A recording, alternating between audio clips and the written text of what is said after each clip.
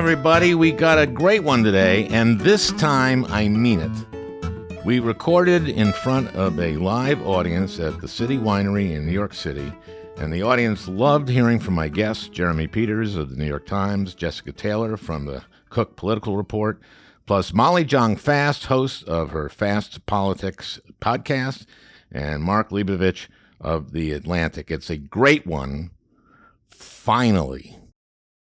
We recorded it on Monday, so a few things have happened since. Our president, Joe Biden, made a small gaffe. During an interview, he commented on comedian Tony Hinchcliffe, who at Trump's Madison Square Garden event joked that there was an island of garbage floating in the ocean, Puerto Rico. You see the joke there?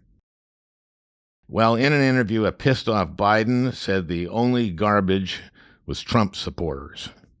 And I'm thinking he meant the comedian who said the joke and anyone who laughed at it, but our candidate is Kamala Harris, who Trump calls Kamala, to show his disrespect. That's a funny joke, huh? Mispronouncing her name, isn't it? And, of course, Trump's called the people around Kamala scum and garbage. Also, Robert Kennedy Jr., the anti-vaxxer, announced that Trump is going to make him head of Health and Human Services. If Kennedy were to be put in charge of HHS, he would be leading the executive department that oversees the Center for Disease Control and Prevention, the Food and Drug Administration, and the National Institutes of Health, among others.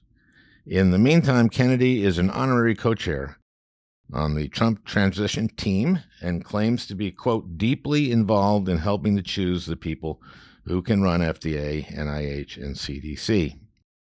You will remember that when he was running for president, Kennedy was endorsed by the American Society for the Advancement of Measles, Mumps, and Rubella. As I speak, it couldn't be closer, and I'm nervous. We cannot emphasize the importance of voting. And even if you're not in a battleground state, it's crucial that every American be counted. And if you are in a battleground state, I know you're voting, but make sure everyone you know who's not a Trumper, please make sure they vote. And young people, vote for Harris.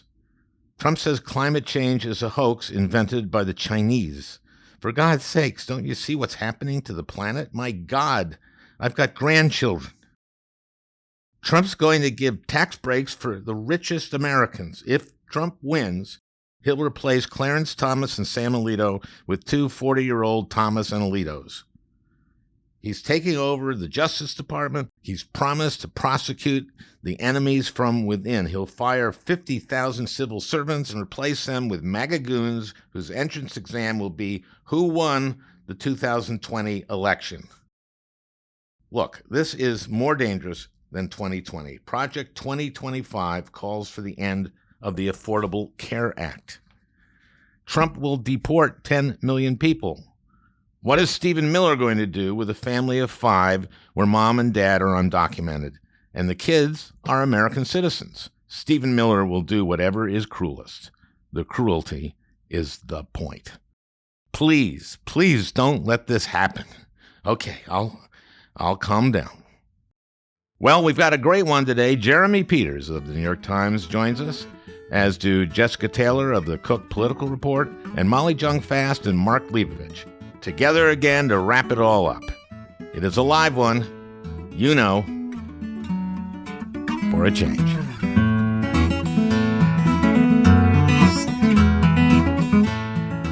All right, well, let's get this live podcast underway. Ladies and gentlemen, Al Franken.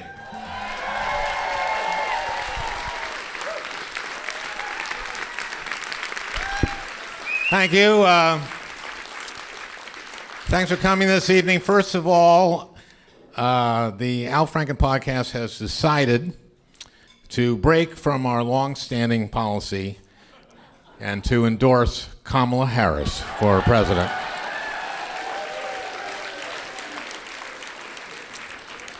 See, I have more courage than Jeff Bezos. but not enough to stop ordering toothpaste from Amazon. Trump was here last night, not at the City Winery, but at Madison Square Garden, which only offers one type of red wine, a rather indifferent Pinot Noir. Anybody watch his speech? Watch Trump's speech? It's too bad Lenny Riefenstahl wasn't there to film it. Okay. The third game of the World Series is tonight. It's happening right now. Actually, the Trump campaign's pollsters have been kind enough to keep me updated on the score so I can provide that to tonight's audience. Currently, at the top of the second inning, the Yankees are up 88-0. So who here is nervous? Who here is nervous? Okay, raise your hand if you're nervous. Okay, that's okay. It's pretty much everybody. For everyone listening at home, Nate Silver said that in an election where this is what he said, the 7 battleground states are all polling within a percentage point, 50-50 is the only responsible forecast. So that means, we have a few days left until the election. After you do this, you can call anywhere from New York. So call people, tell them I won my first race by 312 votes. Al Gore lost Florida by 537 votes out of almost 6 million. So make phone calls, go to Pennsylvania if you can. We gotta win this thing. There is so much at stake, and the Senate and the House are on the line. A lot of those races are hovering around 50-50 too. So no wonder we're all a little nervous. Well, we're going to have a good time tonight, okay? We've got a great lineup. Jeremy Peters of the New York Times is here. He'll be joining us. So will Molly Jong-Fast, host of her Fast Politics podcast, and Mark Leibovich from the Atlantic. But we're going to start off by looking at the U.S. Senate races, and I'm thrilled to have Jessica Taylor, who covers the Senate for the Cook Political Report. Jessica came all the way up from D.C., so please give a big, warm New York welcome to Jessica, please.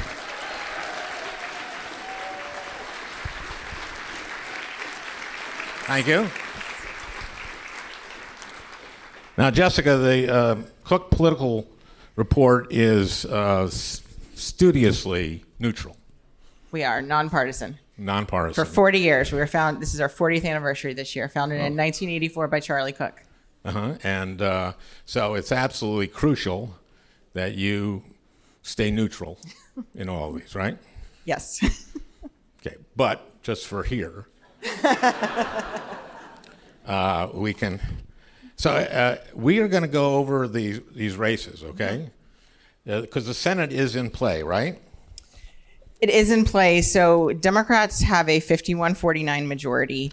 And in 2022, what should have been historically a bad cycle for Democrats because of very bad candidates in places like Georgia, Pennsylvania, and Arizona, and the Dobbs decision, Democrats actually defied the odds and they actually picked up a seat. So that Pennsylvania seat that they flipped, they've defended every single incumbent. That Pennsylvania seat that they flipped with John Fetterman is very crucial to them still having hope. Very, very tough math, but to still having the majority. It's possible to still have. We have to. When I say we, I can say we. Yes, you can. I cannot. Okay.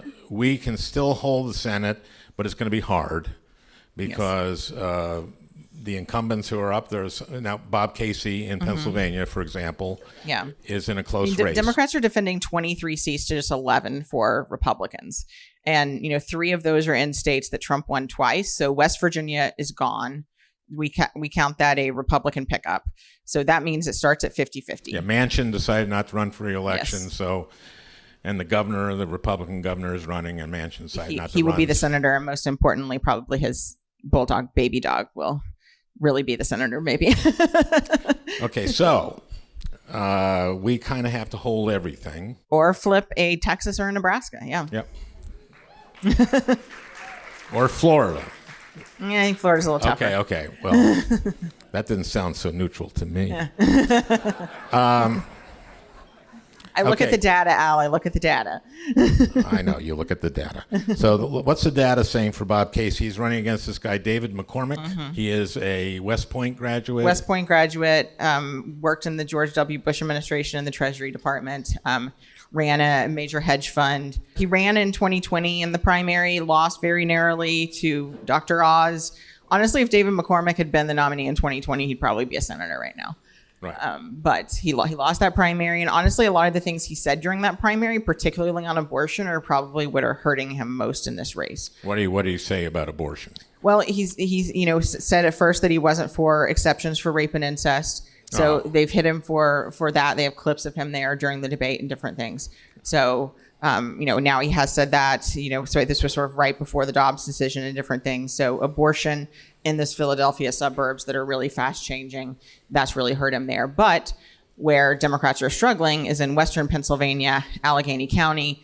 McCormick is from the western part of Pennsylvania, but he's also had a home in Connecticut as well. So he's been, I think he has more Pennsylvania This ties. has this thing that you don't live in the state. I mean, that there's a lot of candidates this cycle actually for Democrats that for Republicans rather that have they've really been hit for their ties to other states, because Republicans really focus on recruiting sort of these wealthy businessmen. And a lot of these have multiple homes. So Eric Hovde in Wisconsin, in California, and different things. So McCormick's been hit for his home in Connecticut. He said that, he's had the home there because he was divorced and his children were in school in Connecticut. So Casey, where does the polling have it now? Is it like a point or two or what? It's within the margin of error. It's between 1 and 2 points in poll. Yes. Okay. It's very close. That's tightened up. It has very much tightened up, yes. Okay. McCormick has spent a lot of money, a lot of his own money. A lot of Republican super PACs have come in there.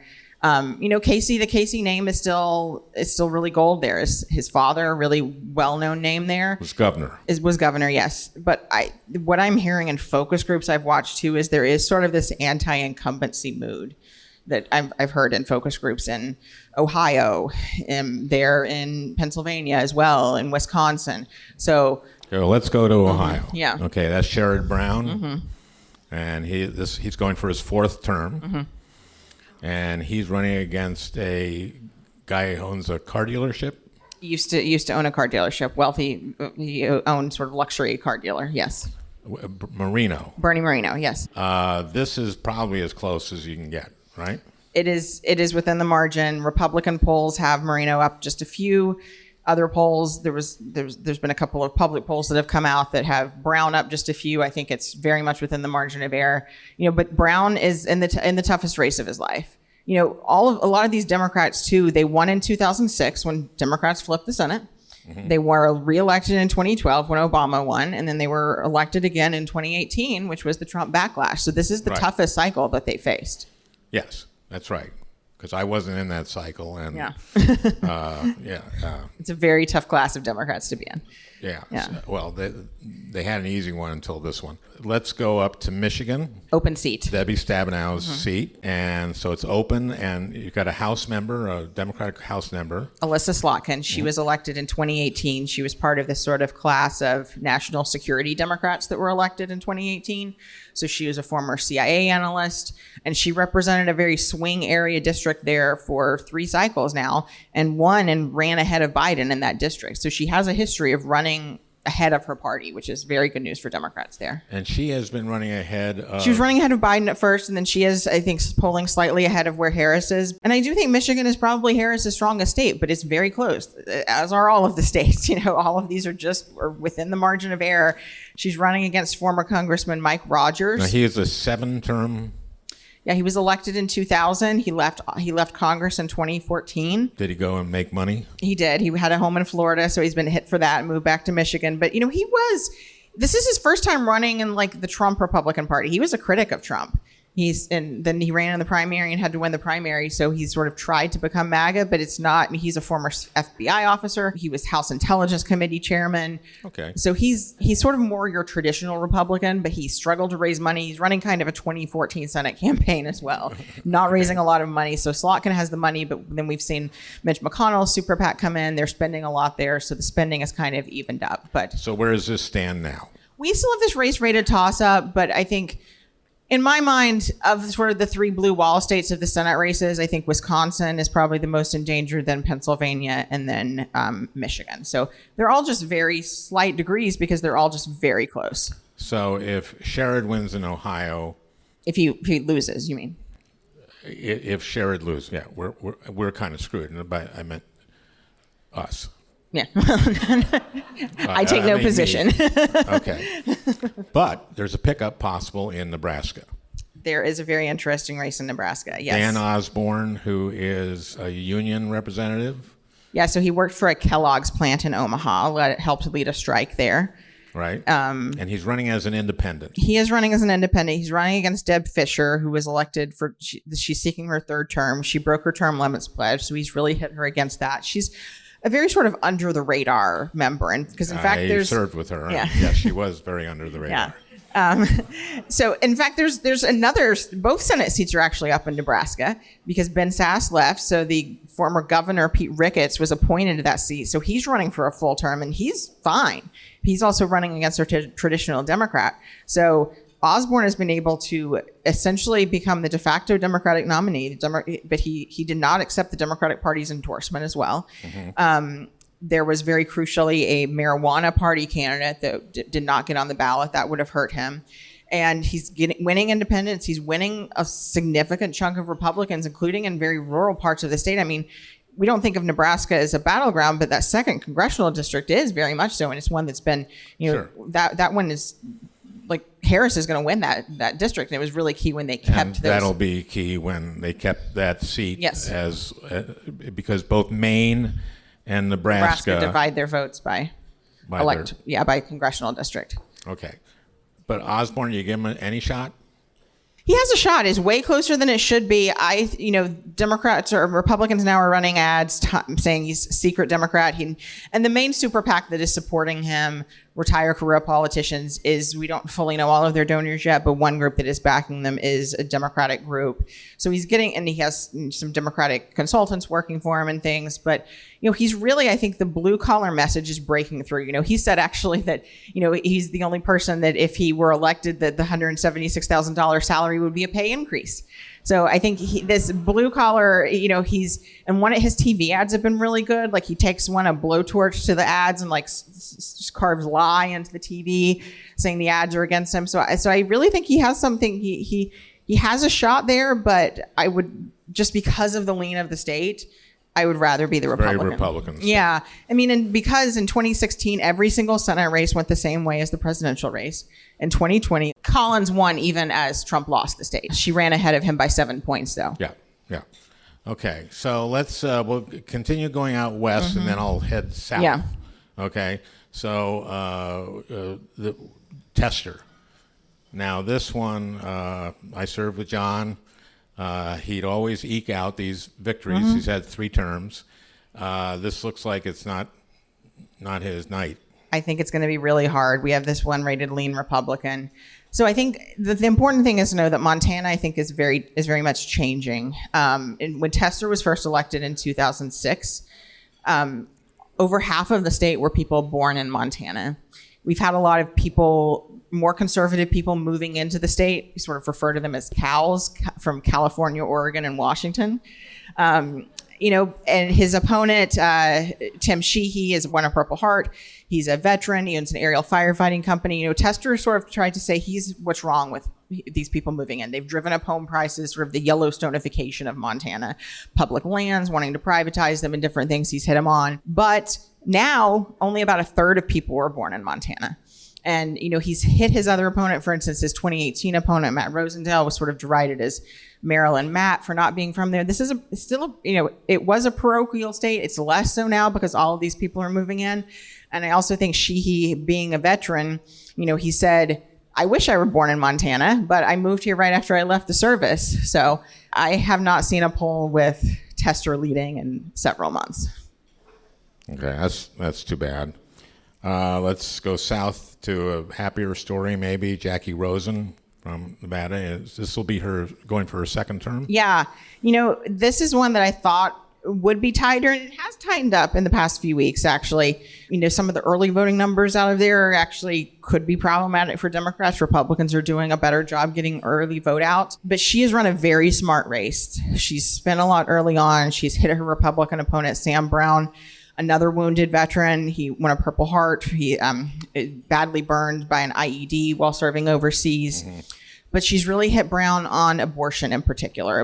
Nevada is happens in Nevada. Well, Las Vegas. Yeah. But Stays there. Most of those things that happen in Nevada that yeah. you don't hear about are abortions. Yeah. Okay. That's not true. Yeah, so there is an abortion referendum on the ballot too. That's, I think, certainly helping Democrats there as well.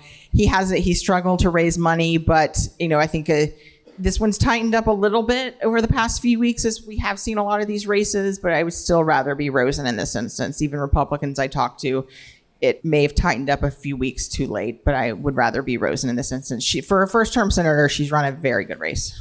Okay, let's go to Arizona, where we have Carrie Lake is running. Mm-hmm. Now, you can't boo because you have to be neutral. I'm not. But I thought I heard you boo a little bit. I did not. I didn't. For the record, I thought I heard that. I did not. Okay. But you have to admit that Ruben Gallego is favored in this, right? He is, even as I think Arizona might be Trump's strongest state of the swing states. And, I talked about sort of how rare those crossover voters were there. This speaks to candidate quality. I think that, Republicans sort of reluctantly got behind Carrie Lake. But, just a lot of these other candidates that we've seen catch up. McCormick. She never, ever gave up on her last race, right? I think she still thinks she's the governor. Okay. So, yeah. Oh, poor dear. So Gallego is going to... Gallego is running ahead there, particularly while, I think the crossover voters that are key there are Latino men that he's been able to win, which, I thought this would be a tougher race to begin with because he's more progressive than Mark Kelly, but he has been able to, again, money is sort of the story of this cycle. Democrats have had more of it. They've been able to sort of set the tone early on. He's run really good ads, introducing himself, talking about being a Marine. Isn't her brand didn't she hurt her own brand by ridiculous? She came in, she was a local news anchor. She was very trusted in the state. Local news is one of the few media places that are still well trusted. But I think, and she very much alienated even some Republicans there in the state, actually, that she taped the party chairman there suggesting that she not run for the Senate, and she released it and he had to resign. She was actually booed at the Republican convention this past year. That's too bad. So, poor dear. Now let's go to something that is, I think, an exciting race. Basically, because it's Texas, and Colin Allred is running a great race. And Ted Cruz is Ted Cruz. We've discussed this backstage. I said that I probably like Ted Cruz more than most of my colleagues like Ted Cruz, and I hate Ted Cruz. Can I tell a story about Ted? It's your podcast, Al. Okay, so I'll tell this quickly. The reason I like Ted is that he liked comedy, or he said he did. Okay, so he would come up to me and say, "Oh, I saw a repeat of the Stuart Smalley with Michael Jordan the other night, and it was hilarious." And I went, he's not so bad. Oh, so he would come up to me and he would say, "I've written a joke for my campaign, and I want to try it out on you." And I'd go, okay. And he'd start telling this joke, and it was a long, long joke. This is in 2016 when he was running for president. And I knew about halfway through the setup, I knew what the punchline was, and the punchline was Hillary's phone. So I say to him, Ted, I actually kind of knew what the punchline was going to be before you said it. He goes, okay, you tell me a joke. This is my reward for listening to this thing. I said, but your people like the joke. But okay. So I said, okay. Now I knew I had to tell a joke that was quick, and you couldn't anticipate the punchline unless you'd heard it before. So it's a great joke, I think. Okay. It is, what don't you want to hear after you've blown Willie Nelson? I'm not Willie Nelson.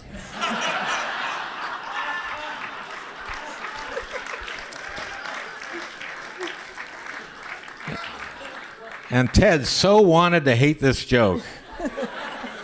But he loved that joke. Okay, so does Allred have a shot? He has a shot, but I would still be very surprised. Listen, for those same reasons that Trump is going to win Texas, and I think it's so the last incumbent that lost, even as the other party's presidential candidate won, was actually 2008 with Ted Stevens, and he was under indictment at that time. But Cruz was different, I think, from 2018 when Beto came very close. Allred is running. He's raised a lot of money. He's run very good TV ads emphasizing that was a football player. He was an NFL player. He played for Baylor, which is a Texas school. Then after he got a career-ending injury, and then went to law school and became a civil rights lawyer, right? Yeah, I worked in the Obama Justice Department. But it's abortion and it's Cancun. So I was listening to a focus groups of Trump voters. Now, he did not get an abortion in Cancun. No, this is when and do they show that thing? Oh, yeah, they run this in the ads. You don't even have to say Cancun. You can just show Ted Cruz wheeling a suitcase with the Texas mask. So, I mean, every single Trump voter brought up Cancun, that Ted Cruz had left the state on vacation when there was the massive power failure and the winter storm. And people freezing to death, and Ted decided to go to Cancun with his family. Yeah. And but I think what we see is that partisanship, I think, it still wins out in Texas and Montana. But, if there is a surprise, I would look to Montana, Nebraska, because those are some unique scenarios. But, I think if Democrats can hold on and even just Republicans have a 51-49 majority, that's a good night for them. And then I would look to the two most important people in the Senate in that instance would be Lisa Murkowski and Susan Collins, that they could sort of become the Joe Manchin and Kyrsten Sinema on the Republican side, that Democrats would try to sort of woo them over to their side. They're not going to do that. No. Okay, I got to get, the last one is Florida. Debbie Mucarsel-Powell, is running against a guy Rick Scott, who usually wins by 1 point. It's going to be very close, but Florida is the state where Trump increased his margin from 2016 to 2020. Unlike, she struggled to raise money. Scott can write himself a check. He's a multimillionaire. So when you're looking at, I think Democrats have had to look and see which is the better race to sort of go all in on. And I think it's clearly Texas, especially if they need to offset a loss in Montana or Ohio or elsewhere. Okay, well, thank you, Jessica. You're welcome. Thanks. Let's hear it for Jessica. Thank you. Our thanks to Jessica Taylor and her unbiased report on the Senate races. We're going to take a quick break and be right back with our conversation with Jeremy Peters. He's been talking to a focus group of undecided voters over the last several months, and we'll share what he's been hearing from them. Stay tuned. So Jeremy has been doing a series of focus groups, or a focus group of how many? About a dozen. Well, it's fallen off over time as people have moved from undecided to decided. I see. So yeah, right now we're down to about a handful. Well, let's hear it for Jeremy, please. Okay, so this has been how about the last 6 months or so? Since June, yeah. June. Okay, not even 6 months. So what are you learning from these people? How did you pick these people? It was really kind of just random, as there weren't many undecided voters to begin with. So our reporters in bureaus across the country, Chicago, Phoenix, Washington, Miami, Atlanta, found people who, amazingly enough, had not committed to one candidate or the other. And these people agreed to allow us to call them after significant news events. And you ask, what's one thing that we learned? One thing that we learned is that their decision-making process was almost impervious to big news events. The kind of news events like an assassination attempt that would have upended any other presidential race in previous American history just didn't seem to make a dent. He didn't get a spike in some sympathy or something? Maybe a little bit, but the voters that we were talking to, didn't see it. Just nicked him. Yeah, they just nicked him. Right. Just nicked him, so... Well, he might have faked it, too. There was that, yeah, right? Oh, that was... No, I didn't mean it. I didn't mean it. No.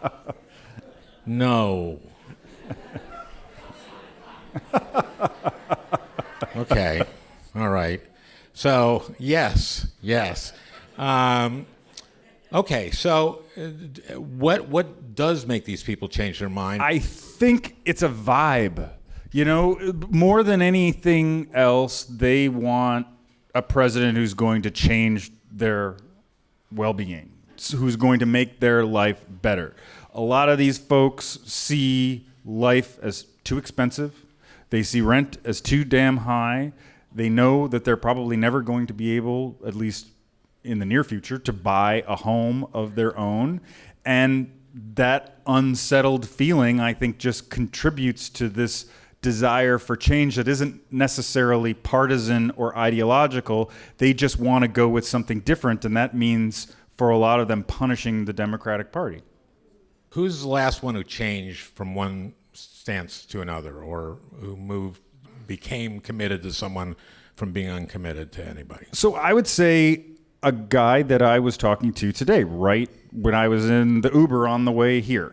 Where is he from? He is from Michigan. He lives in Illinois now, but may still be registered in Michigan, actually, but spent most of his time in Michigan, recently moved to Chicago. He's 32 years old. He is Latino. He has been very liberal, very well educated, graduate school and all that, but feels like the Democratic Party is not doing anything for him or his generation. And this is one thing I would encourage people to think about when they're hearing undecided voters talk about what's going to sway their decision, is it's not a rational process. Logic doesn't apply. So you may think to yourself, well, how could they possibly think that Trump would be better when look at all, everything that he did to this country in the chaos? It's not like a logical equation. It's an impulse. It's so he's a driven liberal. by emotion. This guy is a liberal, would describe himself as liberal. Told me that he's voting for Trump, but he's voting Democratic down the rest of the ticket. Now, how does that make sense? It's not logical. And he still said he hopes. So can you encourage him to vote in Illinois? Me personally, I'll leave that. I'll leave that up to you. Just as you're talking to him, say, you got a choice now. Might as well vote in Illinois. Well, just to reinforce this idea of how, I don't want to say illogical, but how the decision-making process here doesn't really follow like any kind of linear pattern. He told me that he wants Kamala to still win, even though he's voting for Trump. So try to piece that, right? Try to sort that out in your head. Okay, he's voting Democrat talking. down ballot. Let's stop talking about him. But I'm telling you, this is representative of the kind of person who's making up their mind right now. Don't expect it to make a lot of sense to you. Okay. Can you tell us a story about someone who did make a lot of sense? I mean, is there, in these 12 people, did you have someone who good, I'm talking to her. This is gonna make sense. Okay, I'm thinking of this kid in Atlanta, again, with the undecided voters that we're talking to, and they're pretty representative, the polling shows us, of the average undecided person. They tend to be younger, more black and more Latino than the average voter. So it was a kid I was talking to. I believe he's black, mixed race, in the Atlanta area, and things are just too damn expensive. And he's not thrilled with not making a lot of money and being able to pay for things that cost a lot more than they did 3 years ago. So he is going to take that out. What does he do? Well, he works at an axe throwing company, it's like a bar like this, but you can throw axes. Have you talked to him about maybe career choices? Are you hiring?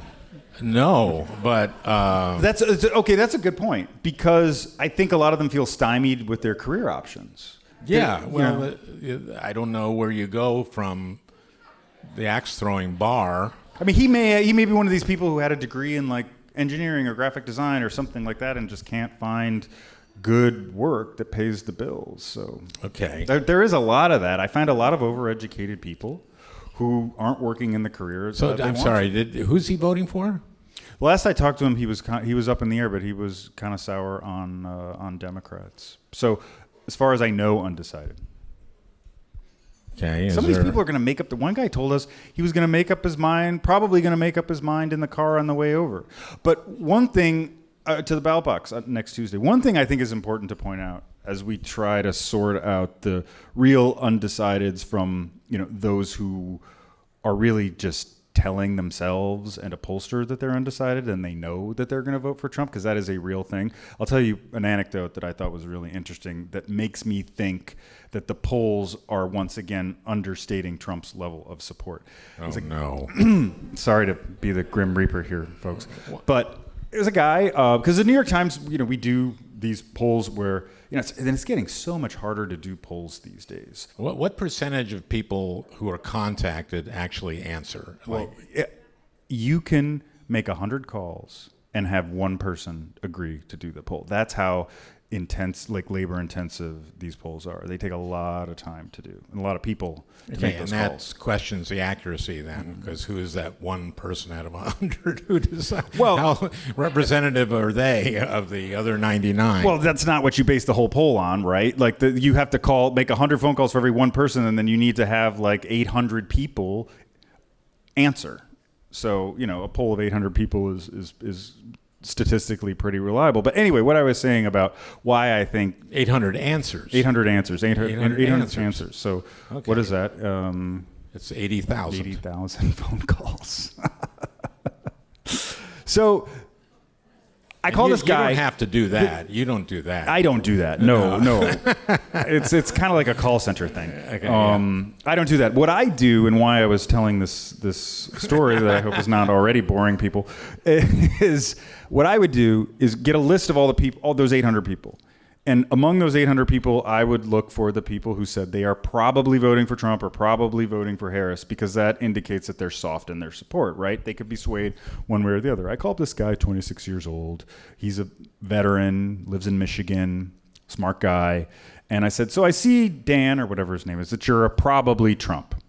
What does that mean? What would it take you to switch into definitely Trump or Kamala? And he said, well, to tell you the truth, it would probably take a miracle right now for me not to vote for Trump. So he said probably, but he's not really a probably. Now, why he said probably, to our pollster, I could guess he probably maybe didn't want to admit it to the New York Times that he was, or although we don't say New York Times when we call them, actually, so that probably was. Maybe he didn't want to admit to the person on the other end of the phone he was voting for Trump. He told me that he's embarrassed by a lot of the things that Trump does, and he thinks he's an ass. So he's a little embarrassed by that, and he may not be able to admit to himself that that's what he's going to do at the end of the day. So there are people like that make polling results really challenging to interpret. And as part of your job, you don't try to convince anybody, do you? No. In these states, there's no shortage of people knocking on their doors and calling them until their phones lose batteries. So I'll leave that to other people. So how many do you have left now out of the original 12? I think it's probably like a handful. It's That's really 5. yeah. One of them I can think of was the guy I told you about, who told my colleague that he's probably going to make up his mind in the car on the way to the voting booth. It's like I said, it's a vibe for some of these guys. So you have no feeling in your bones about who's going to win then? I hear different things, right? So polling wise, we know it's up in the air, and polling doesn't tell you what's happening right now. It tells you what happened last week. Most of these are within the margin of error. We've gotten better, we think, at news organizations of measuring true levels of Trump support. I looked at the swing state polls before it came up here tonight from 2020, and places like Michigan, Pennsylvania had Trump leading up to the election 2020 at about like 44%, 45%. He ended up with like 47, 48 in the blue wall of states. He wasn't leading at 44 or 45. No, he wasn't. He was behind. He was behind. We were, and Biden was ahead. So they got it right in that sense, but they still undercounted the level of his support. Now the polls are much closer. It has Trump and Harris. Has there adjustments been made because of the last 2 elections went sort of overestimating Hillary's support, overestimating Biden's support? Has there been adjustments made among these pollsters? Yeah, absolutely. So in 2020 and 2018, 2020, once pollsters and news organizations realized that they had undercounted or undervalued non-college whites, there was a correction for that. So are we I asked a pollster the other day, what are we overcorrecting for now? I don't know. They don't know. That's what we'll find out. That's okay. How's that for an answer? It sounds very scientific. So the polling has it even, right? It's a lot of these polls are within the margin of error, and so that's polling. On the other side, you can talk to this kind of burgeoning business of AI, predictive behavioral modeling.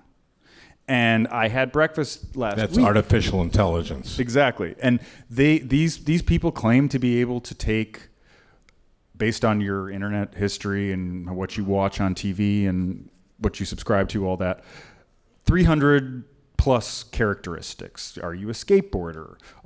Do you live in an apartment or a house? Do you have tattoos? Things like, they claim to be able to do all this. And they say it switches every day from Harris to Trump, but that they give Harris a slight edge. And in the national polling, you see Harris with a slight edge. So sorry to not give you a straight up answer, but... No, I think that's the best I've felt tonight. AI to the rescue. It might put me out of a job someday, but maybe it'll get... Yeah, AI can't write worth beans. Well... Actually, it's pretty good. Yeah, it is pretty good, isn't it? Okay, well, Jeremy, thank you. Yeah, thank you, Al. Yeah. Jeremy Peters, everybody. Thanks to Jeremy Peters from the New York Times. Seems like the uncommitteds are really confused. Next up, we're joined by Mark Leibovich and Molly Jong-Fast. They're talking about what is at stake on Tuesday and how we move forward after this contentious election cycle.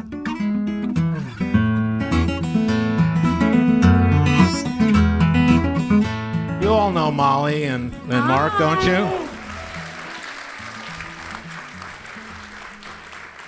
Hello. Hi, everyone. What have you're on the phone with a lot of people all the time, right? Molly? Oh, I feel like Mark is much more connected than I am. Okay, Mark, you're on the phone a lot. I'm on the phone. Mark is a creature of the swamp. I don't even. You live in D.C. I live in D.C. You live in the district. But I'm not a creature of it because I'm kind of above it all. Right. That's right. that's kind way of above it. That's kind of my move. But this town, you were kind of. Yeah, I wrote. That's my Yes. book. Your number one best-selling book, which 2013 kind of alienated you from some of the people in the town. Some, but the not right most, people. right? Yeah, the right it people. It was all right. I'm still snubbed by a few people. Like who?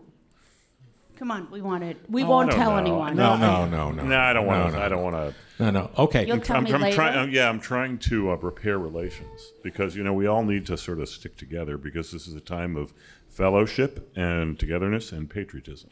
Sure. Okay. That was nice. No, I'll clap.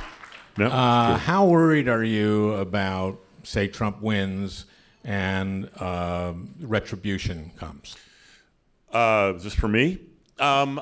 Retribution for me, or is this a question for you me? or for me? I take retribution. That's a really scary word from a major presidential candidate. He's been talking about that. I don't quite know what he can. I mean, he can do a lot of things. I mean, when you're a president, he can take over the Justice Department. He can take over the Justice Department, which we'll get to. He can take over. I mean, he can do basically whatever he wants, and then he is trying to create a permission structure by, which we're seeing in how he's running his campaign to create a mandate. Now, mandate's generally a political term. People say, oh, I have a mandate to govern and do A, B, and C. But I think his definition of mandate is, see, I'm winning a landslide, even though, he will not win a landslide, I'm almost certain. But I now, I'm doing what is my right anyway. I mean, it's very, very disconcerting. What is the chance that he loses and doesn't accept the outcome? 80, 85%, 90%? I say 90, 95. 95%? Well, I mean, I think it's not an 80 or 95% chance that he loses. He could win. No. Right, I'm he saying the could win. chances, if he does lose. If he does lose, he He's will not accepting almost it. certainly not accept. Yeah, so that'd be- Yes. Absolutely. Be 100. He will declare victory no matter what happens on election night. We They're already. we can all count on that. My one MAGA friend, and he's not really my friend, but I'm in a group chat that is I'm in a group chat that is muted. So he has to tag me in order for it to even show up on my phone. He was like, "How do you feel about Donald Trump being president in 8 days?" And I was like, I didn't respond, but I feel that's what they do. It's the bravado. And if you're going to say the election was stolen anyway, you have to say that you're winning. But can I ask you a question? Why is this person your friend? I said he's not really my friend. Well, okay, I get it. But I mean, these are people. These are our fellow citizens. I mean, ideally, you don't have to avoid half of your fellow citizens. I mean, Well, what is like the benefit here? 42%, right? The ceiling.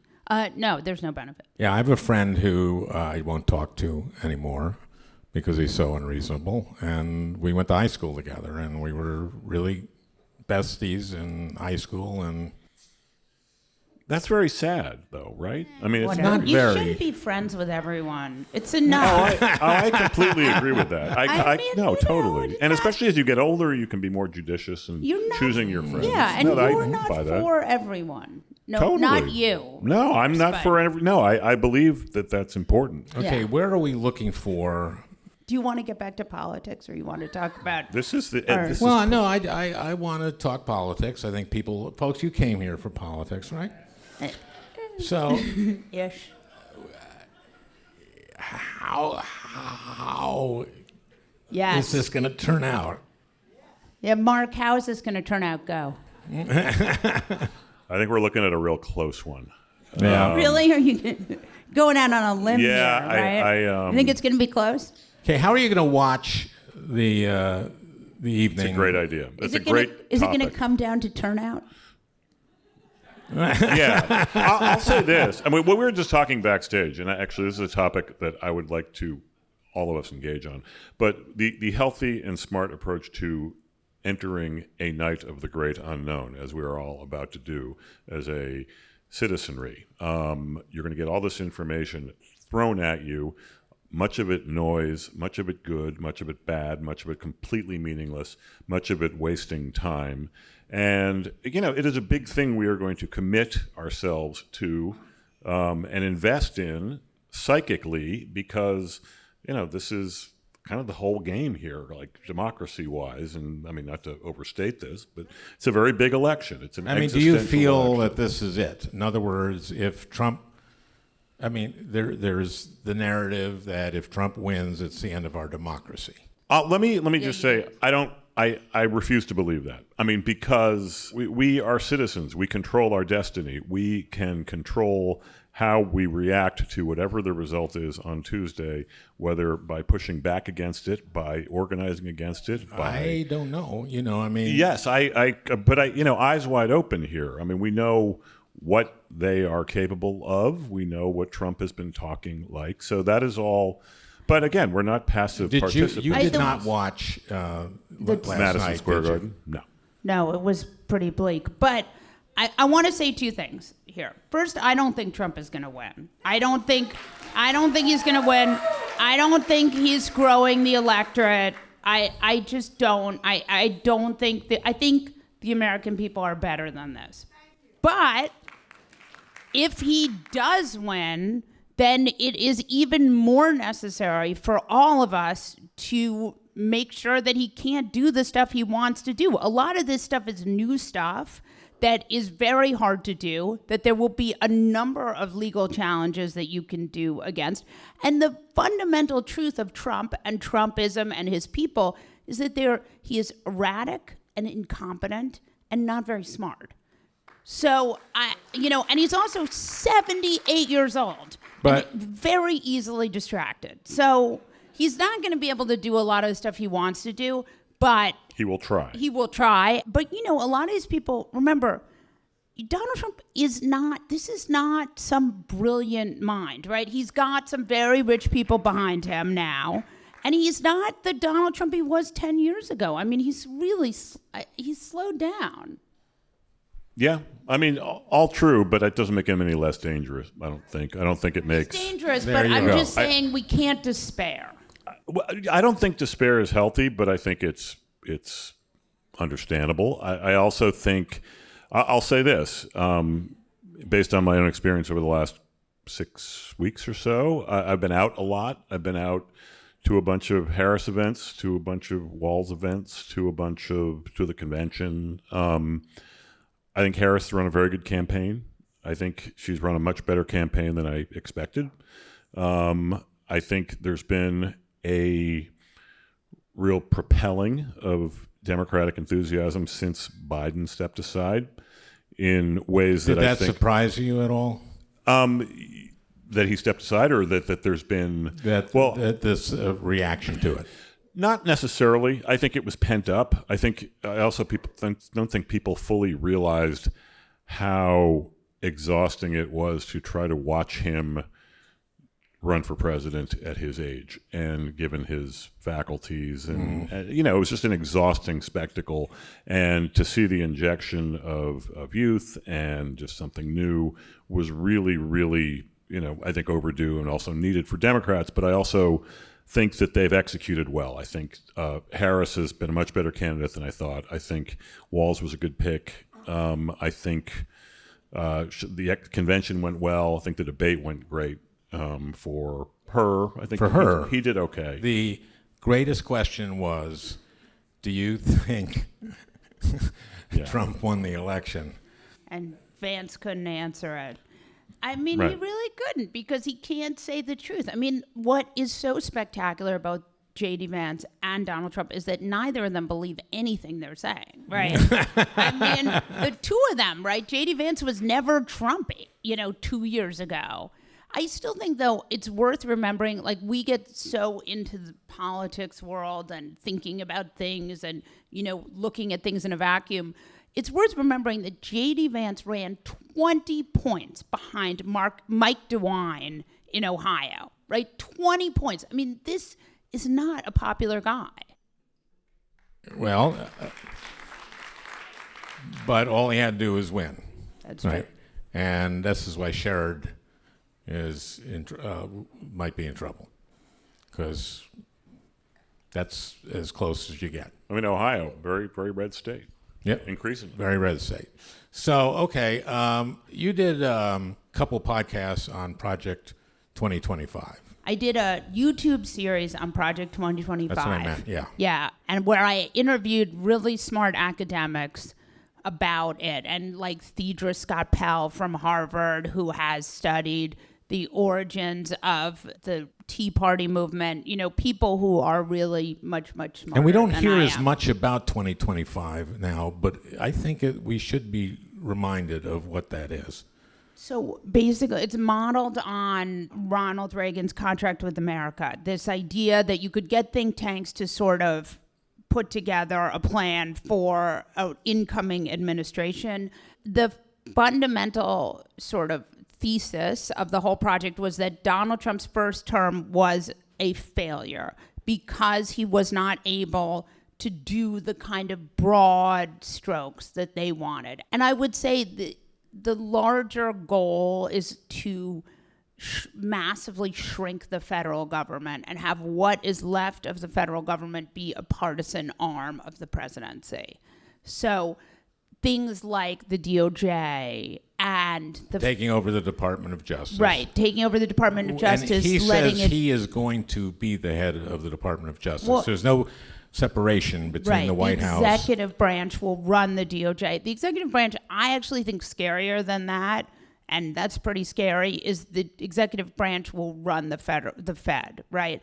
They will tell the Fed when it can and cannot raise interest rates. And you'll remember Donald Trump, that's how you get to be Argentina. That's how you really wreck your economy, is by having someone like Donald Trump be Now, yes. can the president do that? Well, that's the goal of Project 2025, is to make it so that, all the federal employees, nonpartisan employees of the federal government are gone, right? You have this Schedule F where it means that you can Those fire are the civil servants. Those are people like the people who work in the EPA or the scientists or the people who work at the National Weather and Oceanic Services. These are people who are not partisan. NOAA. Right. And you want to remove them and put in partisan. So they want to close NOAA. They want to close the Department of Education. Those things they want gone. But things that do, This is the National Oceanic Atmospheric right, that's Administration. hurricane forecasts. And They have 8 satellites, and they're the ones that are telling us what these hurricanes are, its path is, et cetera. Right. This is a larger idea here. And Elon Musk, or as Donald Trump likes to call him, Leon Musk, has this idea, which was Donald Trump's first, in 2016, he ran on this, but he's no longer remembers that he ran on this, which was run the government like a business, right? So Elon, or Leon, plans to run the government like a business. Now, the irony here is that Elon got to be so rich from government subsidies. So make it make sense. Explain for 1 second. So Elon Musk got a lot of these all of these tax subsidies, things to encourage climate, clean energy, right? Elon Musk took advantage Tesla. of a lot of those with Tesla, right? You buy a Tesla, it's $20,000 cheaper because you get a tax incentive because it's better for climate, or, so on and so forth. And he was able to parlay that into enormous he's the wealthiest person and one of the wealthiest people in the world. So now he wants and he wants to now Leon now wants Very to rich, Leon. get rid of the government, the federal government, because it has done for him what he needed it to do. And what is Trump offering him? What does he want to be in the government? Do we know? Oh, with a good government. No, he's going to be the efficiencies czar. Efficiencies are. The irony here is so rich. Yeah. Is Tesla not efficient? I think it's more of the idea, first of all, that there's so much. If you just look at the Trump campaign, let's pause, right? Let's pause and think about that. You have layers of grift, right? The RNC is now run by Donald Trump's daughter-in-law. There's so much sort of, North Korea style grift in that campaign that imagine what it would be like if these guys took over the federal government. Not good. Good for them. Yeah. Good for them. Okay. What about just like union protections and stuff like that? Is Don't look at me. Oh, okay.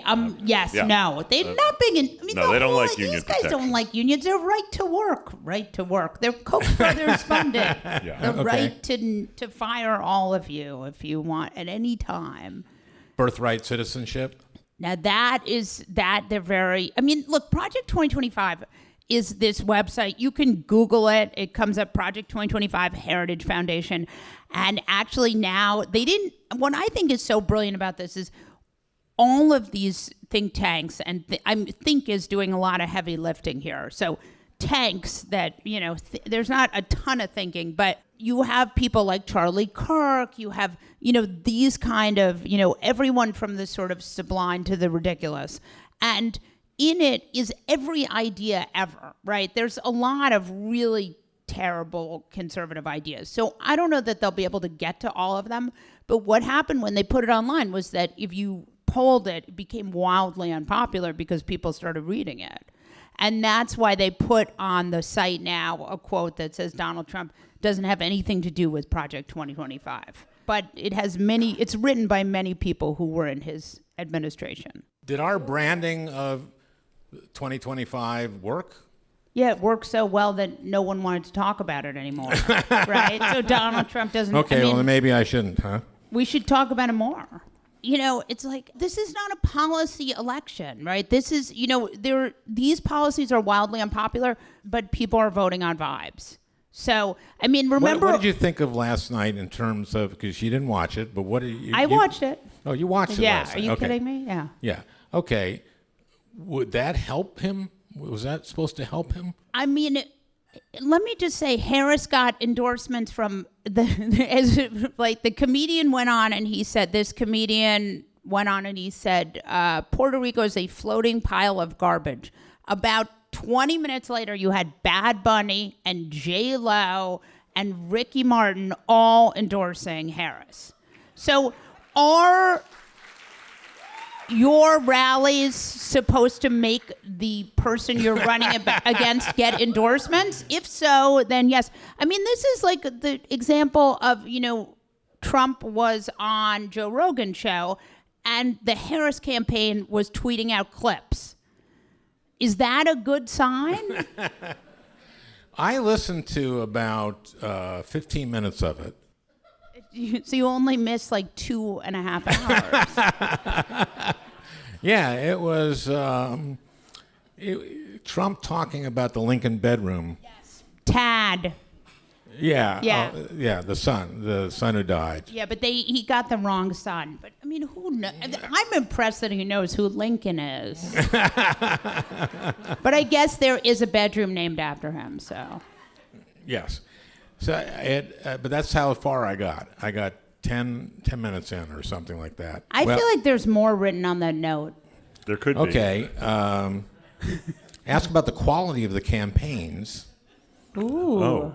Oh, that's a Mark question. What can people do to support Harris? I think the quality of the Harris campaign has been You said it's better pretty than high. you thought. Yeah, you yeah, thought pretty high. I think they're pretty smart.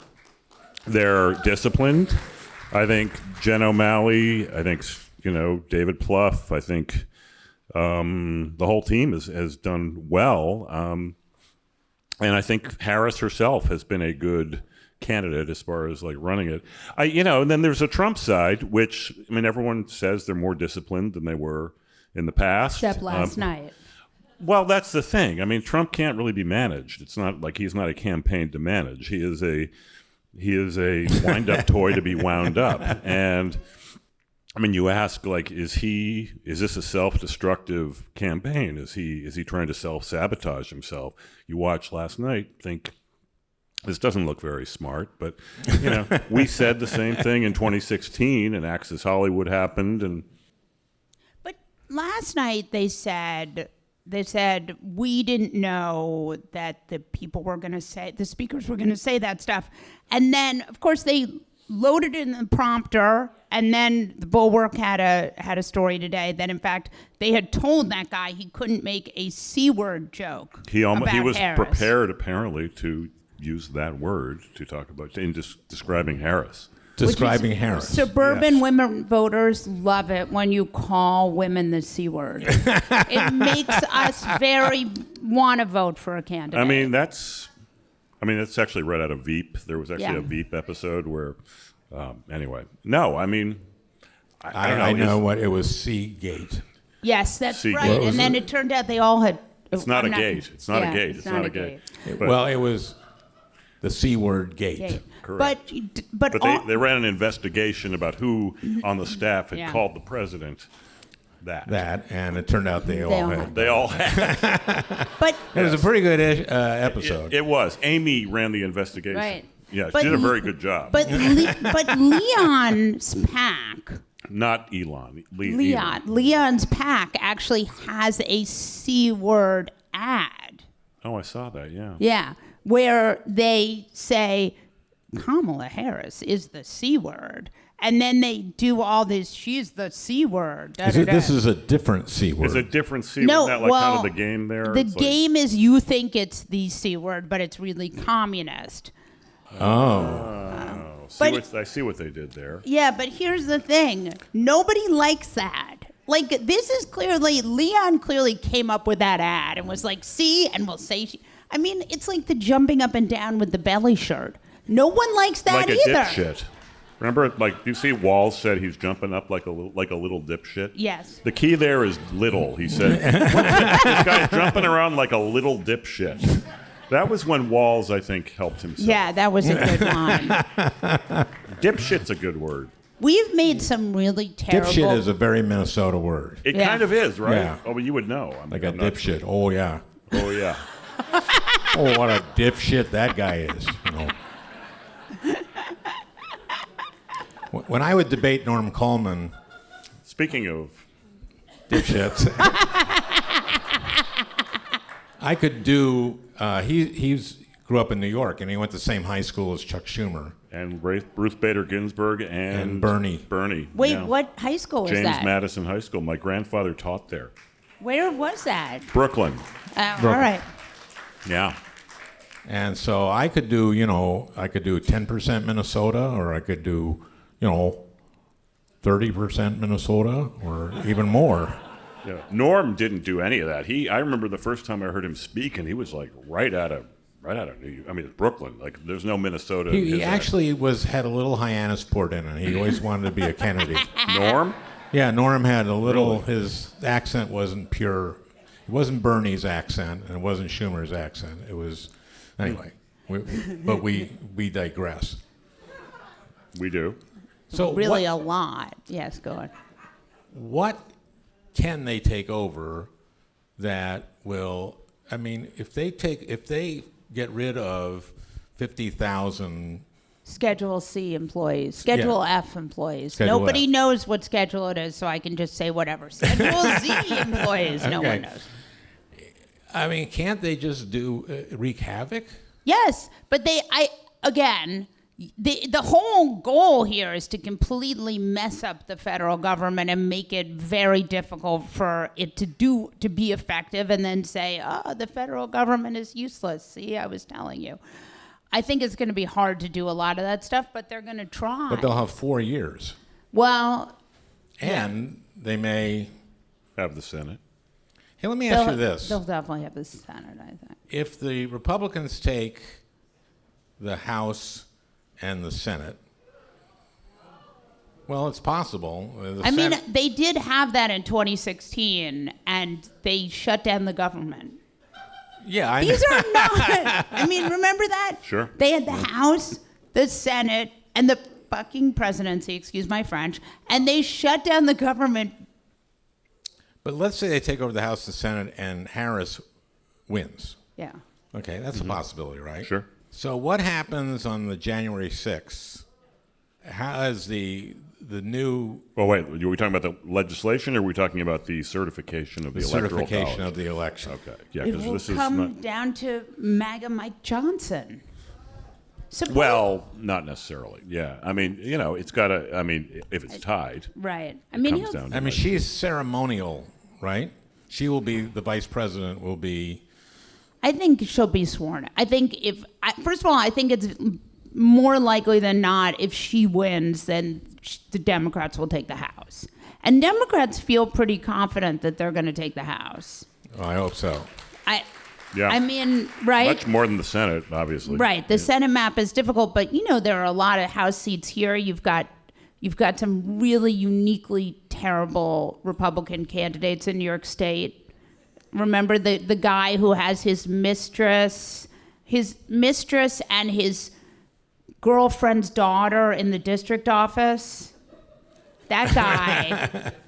D'Esposito. He's not great. Wait a minute. He had Not both great. a mistress and a girlfriend. The mistress and the girlfriend's daughter, and Wait, the is there mistress. a wife at some here? Or is there like two? I think Are we tiers here? We got the mistress, we got the girlfriend. I mean, it's And there's D'Esposito. I think he's probably going to lose, you guys. Okay. Well, Yes. He's in Nassau County. and how much do they control the House by now? Because it kept dwindling. handful. Three, 3 or four? 4. I don't know. It kept. I think it's less than 4. It's very Yeah. small. Well, let's hope that happens. Yeah. Okay. I mean, and you have a kid who worked in your Senate office. Josh by Riley, kid, I mean, the someone 19th. who's right. Whoa. And he's looking good, and people are enthusiastic about him here. So that should be. Yes. No, Josh has a little bit better than a 50-50 chance of winning right now. That I'll take it. Yeah. I mean, the Republican House control, this Republican Congress has been a uniquely terrible advertisement Yes, for Republican it's true. members of Congress. I mean, it has been such a shit show. My favorite is the weaponization of government committee, which they used to weaponize the government. Yeah, against themselves. But they were like, we're gonna find out Hunter's laptop. We're gonna get to the bottom of it. And then Joe Biden dropped out, and they were like, never mind. Yeah. They were like, that Hunter Biden, he seems like a good kid. Okay, so we've got just a little bit of time left. Predictions. When do we know? When do we know? And how much will we know? When will we? We will know. Geez, I don't know. I mean, 3 or 4 days. I mean, yeah, maybe a week at most. I think. Again, though, I mean, I've said this before. I mean, we just have to expect Trump to declare victory and not pay attention. Well, pay attention to it, obviously, but not think it's coming from any kind of factual basis. So, yeah, I mean, it's there's going to be a lot that happens in the week between November 5th and November 12th. Yeah. I mean, there's no question. I So mean, it's we going to did be there. We added 7. Yeah. Yeah, I That's mean, how it is. but no, but it's going to happen slowly. There's put going to be the- a lot of legal stuff. I mean, it's like, I mean, I do think that what we lived through in 2020 is a fairly good precursor to what we might see again, timing wise, Unless litigation wise, unless it's a this landslide. election doesn't go true to form and Right. someone wins by a lot. Right. And there's Or like only 4 there's points. there's zero scenario where Donald Trump wins by a lot. I mean, I think that we can all agree that that's a zero. Feels probability. less likely than Harris winning. I mean, I think a lot's relative. I'd be very surprised if there's a lot on either side. But I think there's a bigger chance of Harris winning decisively than Trump winning decisively. But look, a win's a win. A win. I mean, right. it's A like win it's is not. a win. It doesn't matter. It's going to be close. I'm almost certain. I think we're all in agreement on this, and it's going to be a grind. So I think there's still, you want me to really embarrass myself? Look, 20 to 30% of these Republicans voted for Nikki Haley after she dropped out of the race. Right. So I don't know that those are going to be Trump voters. I'm sorry, but I'm not convinced that those are going to be Trump voters. So, let me say this. I think pollsters are missing something. It's a question. The question is, what are they missing? Right. They are overcounting. They are undercounting. I mean, it is such an inexact science. It's been true for a long Well, time. you heard Right. Jeremy out here. Yeah. When he was talking about like one call out of 100 Yeah. is actually usable. So Yes. So how can that yield meaningful results? I think these pollsters, they don't cook it, but I think they don't. Well, there is some cooking that Right, goes 'cause on as far as like red waving, which is like a new term that you've heard more of recently, which is when you do composites of various Right. polls, giving more weight to Republican-leaning polls than Democratic-leaning polls, thus skewing the sort of sample Democrat to Republicans. But then the other part of this, though, is, I mean, polling is not just math and counting. I mean, there's a lot of it. It's Vibes. prediction. It's not even vibes. It's just it's demographics. It's demographics. It's guessing. It's trying to correct for past, underperformance, that kind of thing. But the question is, here are the variables. Okay, Trump overperformed his polls in a big way in 2016 Right. and 2020. Democrats have overperformed their polls in a big way since Dobbs. And also, Trump is not the shiny new thing that he was in 2016, as these Haley voters potentially could be speaking to. So the question is, what are the pollsters missing? And they always miss something. And the question is, what is the undercount? What is the overcount? I mean, this obviously is not something that most real people have to think about, but All we think about. It's literally all we think Well, the about. thing is, I think I'm going a little crazy. we all Well, are going this a little will end. crazy. That's why we're here. That's right. Yeah, that's But I why mean, we're here. It's like the world's worst math problem. Right? Yeah, but we don't have to do it. We just have to wake up and see what happens. That's worse. The thing is, we have a bias towards control. We want to be able to control this. We want to be able to see some kind of rationale behind what we're going to see and predict it. Now, is the fact that Nevada and Arizona each have votes on abortion, right? Yeah, Mm-hmm. initiatives. Florida. Yeah. Florida does too. Yeah, That Yep. could, Florida has a non. we're not going to win Florida, though. No, but it has a nonpartisan. I actually interviewed the woman who cooked up the ballot initiative. Florida is really an interesting state in the fact that they have had some really liberal ballot initiatives pass. I mean, ballot initiatives tend to do better than the partisan lean, which is why Republicans hate them so much. But in Florida, they had a ballot initiative to re-enfranchise felons, which then DeSantis made sort of invalid by making it so expensive. Well, you guys, thank you so much. Thanks, Al. Thank you, everyone.